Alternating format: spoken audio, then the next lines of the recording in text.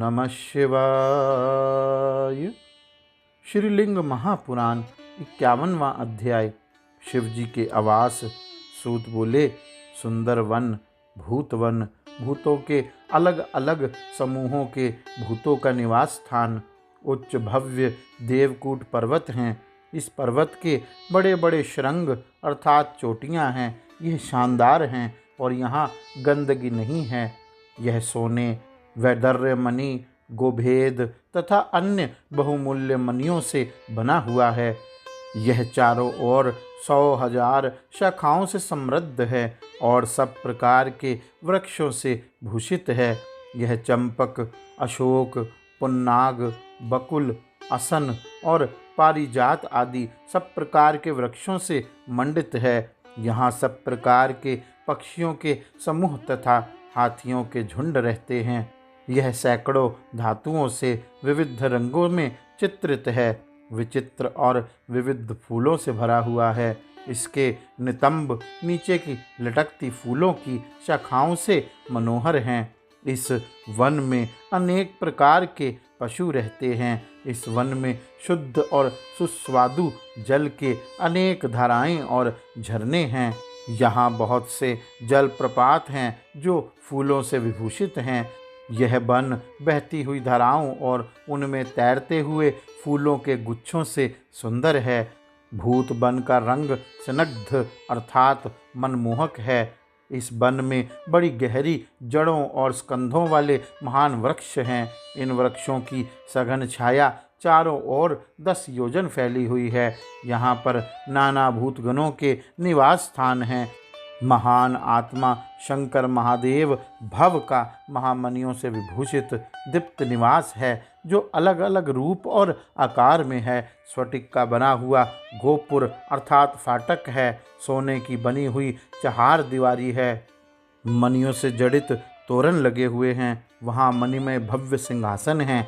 वे भूमि पर इधर उधर शुभ वस्त्रों से ढके हुए हैं। उन पर शिवजी जब तब बैठते हैं। शिवजी के महल में बहुत से कमरे हैं जो कभी ना मुरझाने वाले अनेक प्रकार के रंगों के फूलों से सजे हुए हैं। वहाँ कुछ उठे हुए मंडप हैं जो विभिन्न रूप और आकार में हैं। उनके स्तंभ अर्थात खंभे स्फटिक से बने हुए हैं। ब्रह्मा, इंद्र और उपेंद्र द्वारा पूजित प्रमुख भूतगणों से वह स्थान संयुक्त है। वहाँ बहुत से प्रमथ गण हैं जिनके चेहरे वराह, गज, सिंह, वृष, शार्दुल और करभ अर्थात ऊंट, गिद्ध, उलूक, मृग, कुबड़, उठे बैल और बकरों के समान हैं। वे महान पर्वत के कूटों अर्थात चोटियों के समान दृढ़ और विशाल हैं। बड़ी भुजाओं वाले वे भयानक हैं। कुछ के सिर पर हरे बाल हैं। वे विभिन्न रूप में और आकार में हैं। वे अनेक सब संभव आसन में बैठने के रूप में बैठे हुए हैं। वे दीप्त मुख और दीप्त चरित वाले नंदीश्वर प्रमुख गण लोग हैं। वे ब्रह्मा, विष्णु और इंद्र के समान अनिमा आदि सिद्धि से युक्त हैं। देवों की भीड़ से वह स्थान कभी खाली नहीं रहता, जो सदा वहां आकर भगवान भूतपति शिवजी की पूजा करते हैं।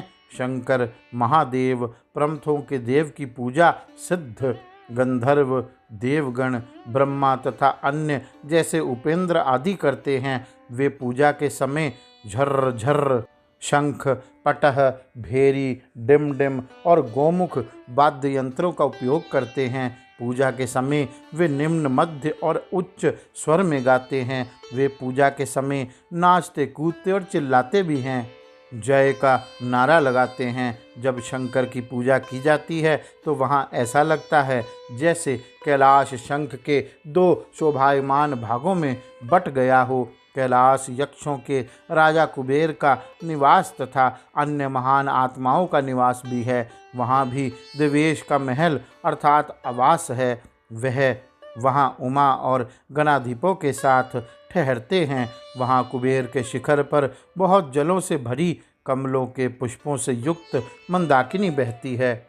उसकी सीढ़ियाँ सोने और मणियों से बनी हुई हैं। वहाँ सोने के कमल सुगंधित हैं और छूने में मुलायम हैं। वे नील व दुर्र मणि के समान बड़े पत्तों वाले हैं। महापद्म और कुमुद अर्थात बड़े कमल और लिली की सुंदरता से नदी विभूषित है। यक्षों और गंधर्वों की नारियों और अप्सराओं से सेवित हैं। मंदाकिनी नदी का जल देवों, दानवों, गंधर्वों, यक्षों, राक्षसों और किन्नरों द्वारा स्नान करने और पीने के काम में लिया जाता है। हे ब्राह्मणों, इस नदी के ऊपर में भगवान शिव का भव्य निवास है, जो वैदुर्य मणि तथा अन्य मणियों से बना है। अव्यय भगवान शिव वहाँ वास करते हैं। हे ब्राह्मणों, मंदाकिनी नदी के पूर्वी और दक्षिणी और कनकनंदा के किनारे पर वन है, जिसमें हजारों ब्राह्मण, पशु और पक्षी रहते हैं। वहाँ भी शिव, उमा और अपने गणों के साथ कैलाश के महल के समान महल में क्रीड़ा करते हैं। नंदा के पश्चिमी तट पर थोड़ी दूर दक्षिण में रुद्रपुरी नाम का नगर है। वहाँ बहुत से रूप धारण करके उमा और गणों के साथ क्रीड़ा करते हैं। इसको शिवालय कहा जाता है। इस प्रकार प्रत्येक द्वीप में शिव जी के सैकड़ों और हजारों निवास हैं। हे श्रेष्ठ ब्राह्मणों, पर्वतों पर, वनों में, नदियों के तटों पर, जल के संगमों पर और सरोवरों के पास भी निवास हैं। गौरी शंकर भगवान की जय। ओम नमः शिवाय।